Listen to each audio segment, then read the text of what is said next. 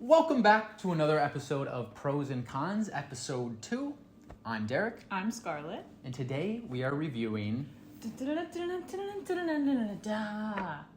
Housemaid by Freida McFadden. Yes. Go ahead and give us a rundown of what we'll be doing this episode. So, if you recall from last time, Pros and Cons is a series in which we take one book we've both read, give you a little pitch. Spoiler free at first, then we move into spoilers. We'll be rating presentation, characters, world, plot, prose, and a sneaky wild card at the end, depending on the book. Yes, depending on the genre of book, we have a different category for each genre of book. So today, The Housemaid, I would categorize this as a thriller. Totally. Is it fully fall into that category? Yeah. Mystery thriller. Mystery thriller. Mm-hmm. Let's go ahead and give a little pitch for this book. Do you want to give the pitch? Sure. In this book, we have Millie, our protagonist here, and she is hired to be the housemaid for a wealthy family. Mm-hmm. And whilst she is undertaking her housemaiding duties, she discovers some strange things about the Winchester family and finds herself in a bit of a precarious situation. Bit of a pickle. Yes. So that's it, actually. It sets up kind of this common trope. Wait, I just gulped. It sets up kind of this common trope of housemaid moves in, the mother of the household isn't very nice, and the husband is so amazing, so charming, so incredible. So it sets you up, and given that scenario, you think you kind of know what the story is going to be about. But I have to say, Freida packs quite a few punches in here. Yeah, she always throws you for a loop. I love Freida McFadden. She's one of my favorite authors. And I love her books because I think they always seem very predictable. But then, without a fail, she always comes in at the end. She's a clever cat. She throws a little twist in there. Yeah, so this was my first Freida McFadden book. Yes. So I didn't really know what to expect. As soon as I read the first few pages, or even the back of the book, I thought I knew exactly what the story would be. I thought it'd be a cliche. What they all think. I thought it'd be, very predictable. But actually, there were some twists in there that I really appreciated. I thought it was fun. Okay. Fun book. Yeah, good job, Freida. All right. Who Who did it? Who do we think would enjoy such a book? Obviously, fans of mysteries, thrillers, and Freida McFadden.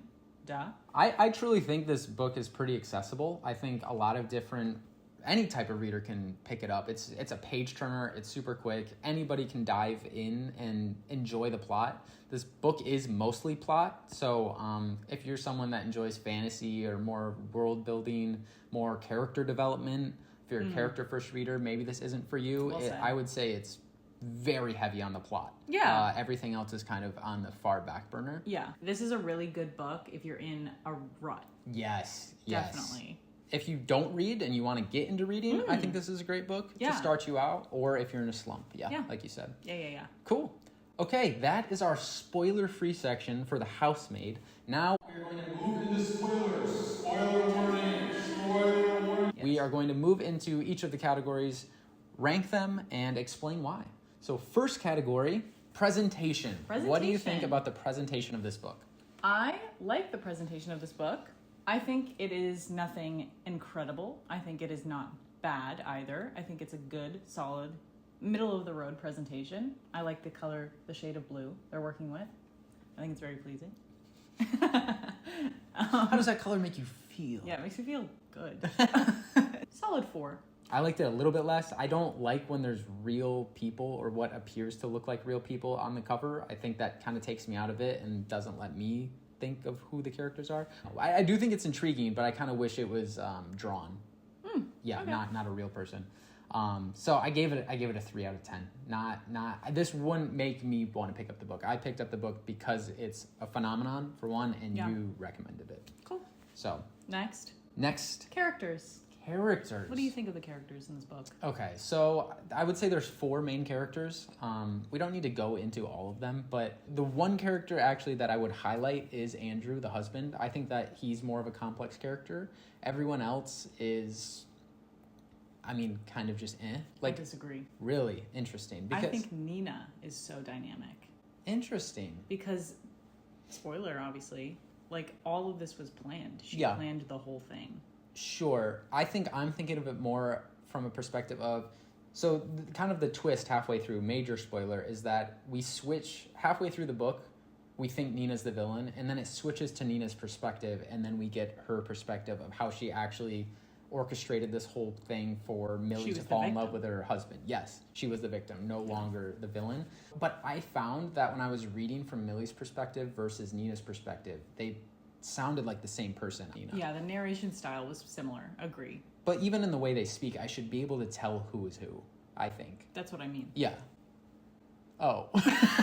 Yeah, so I wasn't a huge fan of the two main characters. I also thought Enzo was whatever.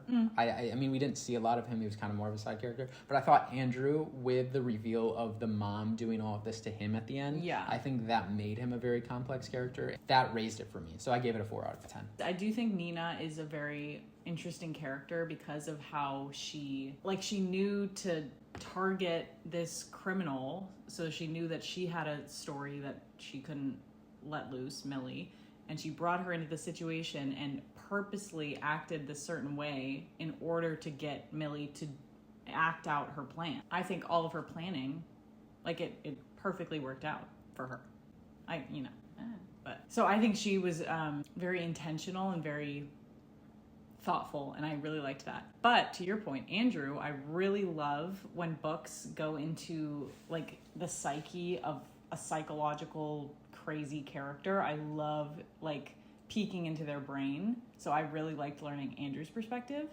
But we didn't really get his perspective Until the very end. But we never got a narration from him, which I wish we had gotten. That would have raised my score a lot for this entire book. True. Yeah, but Millie, the main, fine. So I agree, 4. We agreed there. Yeah. All right. For the day. Nux. Next category, world. World is tough. I know this is a category kind of catered to more fantasy sci-fi, but I do think it can apply to every type of book. I just do think it's harder for non-fantasy sci-fi. So what would you give the world rating for this? Yeah, I think we have different takes on these because you're such a sci-fi fantasy reader, so your world is like world building, creating a new world. Yeah. But I really like the world. It's just normal, it's normal life. But I like it. I think it's an easy world to dive into, obviously, because it's very familiar. So I enjoy that. But it's not a crazy, creative place to be. Yeah. So yeah, I would give it like a 3. I try to take world as how much do I feel like this is a real story being told, or how much do I feel like this world actually exists? And I couldn't buy into it. I feel like a lot of things fell into place too easily. There's no real description of a lot of things. It's like, oh yes, there was a living room and there's a kitchen, but it doesn't dive into any of that. That's true. And we're in the house most of the book. So I feel like it could take place anywhere. Yeah. It wasn't like important. It wasn't important. It didn't focus on world, and it didn't need to. That wasn't its goal. But we're still ranking it. I gave it a 2. Not great. Next, we move to plot. The plot of this book, I love the plot. Yeah. I thought it was great. A total page turner, very quick. The way that it was strung together and having Andrew's mom really made it make sense why he was the way that he is. That boosted the score for me, for sure. Yeah.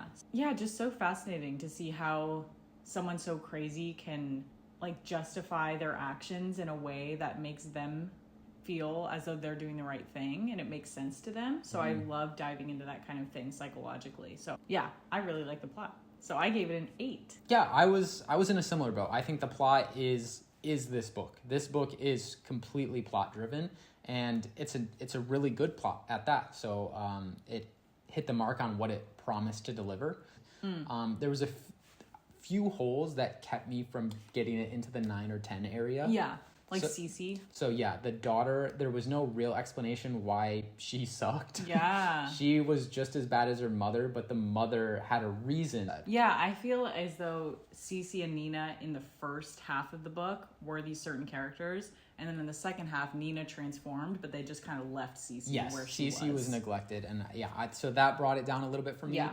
And my other only other caveat with the plot was I felt like everything was a little too perfectly packaged with a bow on top. Everything Like went... the cop. Yeah, everything went according to plan. Yeah, the cop ended up being the ex-fiance's dad. Spoiler. So I like when there's a few more, oh wait, this didn't go, I have to adjust on the fly. So I gave it a 7 out of 10. Okay, wait, I'll let you finish doing that. Next category is prose. What did we give the prose of this book? I like the prose of this book because I really enjoy when it doesn't feel like I'm reading. For a book like this, you want it to just be a stream of consciousness. So I really like that. I think her writing style is so easy to read. It's so accessible. Yeah. Henceforth, 7. I was a little bored. I was a little bored. Just insert a picture of a boar. I was a little more pessimistic on the prose. I know last time in Akatar I said like I like the eating. Dude, I can't talk He today. likes eating. I like eating. Tune in to Crumble Cookie episode. Honestly, it's not doing good. In the Akatar episode, I said I like the easy writing style as well, where you can just kind of go autopilot and just read through it, breeze through it. And I do think that... Do it, breeze through it. Yeah, whoa, I'm spitting bars. Breeze through it. But I do think it was almost too easy, if that makes sense. I thought I could skim a page and kind of get the point of what the page was about, rather than I'm like, I want to read the next line. I want to see what happens it wasn't next. impressive. It wasn't impressive. So I gave it a 4. Dang. Yeah. Wow. Yeah. Finally, our last category is wild card. Wild card. Wild card depends on the genre of the book. So for this mystery thriller, our wild card is going to be the thrill level, which encapsulates shock value, which encapsulates the plot twist. Yes. Kind of the whoa. Yeah. Why you're going into reading these type of books. So I thought the thrill level was incredible for this book. I really thought I figured out what was going on, and then I didn't. Wrong! But I do think I feel like I'm a total pessimist this episode. Halfway through, even before it switched perspective, I kind of knew that it was going to be Andrew's the crazy one, because it just felt too not realistic for Nina to be that mean. Yeah. It didn't feel real. It felt like there has to be something else going on, or this is just a really not realistic world. But I knew Andrew would be the bad guy before even halfway through the book. So he just knew. He figured it out. Detective Derek on the case. I did not see the mom for Andrew. That was a total shock value. Yeah. Nina working with Enzo and that whole plot I didn't see coming. So I thought it was great. I gave it a 7. Nice. Yeah. I would agree. I think Freida McFadden always has like a very fun twist ending. Yeah, I actually think you said it all. So I agree. I also gave it a 7. So now we move into the final score. Now we're going to take all the scores that we had. We're going to add them up, average them, and we're going to get a score out of 10. We'll round up to the nearest whole value. Yep. Scarlett, what is your final score for The Housemaid by Freida McFadden? My final score is a 6 out of 10. I honestly thought it would be higher because you recommended this series so highly. I think so too. I really like this book, so I'm kind of shocked that the math added up to a 6. In my head, a 6 feels low because I really like the book. But I think it still makes sense. Like a 6 is a good score, so. Mine was a little bit lower. Mine averaged out to a 5 out of 10. So very middle of the road for me. I really enjoyed it. I also thought my score would be a bit higher. On Goodreads, I gave it 3.5, I think, or 4. Yeah, so same. I definitely liked it. Out of 5 stars, that is. Yeah. Overall, I would definitely recommend. Totally recommend. I think it's such an easy read and it's so enjoyable. Yeah. You could knock it out in like a few days for sure. Yeah, I think I read this book in 3 days. Yeah. It was so easy to read, and highly recommend. Totally. No appearance from Woofy this Oh episode. yeah, he is lazy. He's cashed. Yeah, he's just... Let me give you a live Woof cam. Pause for pause. Pause for pause. People are like, I don't care. You will care. Oh my god. All right. Thank you so much for watching. Please like, please subscribe. And this was Pros and Cons. Thanks for stopping by. We'll see you in the next one.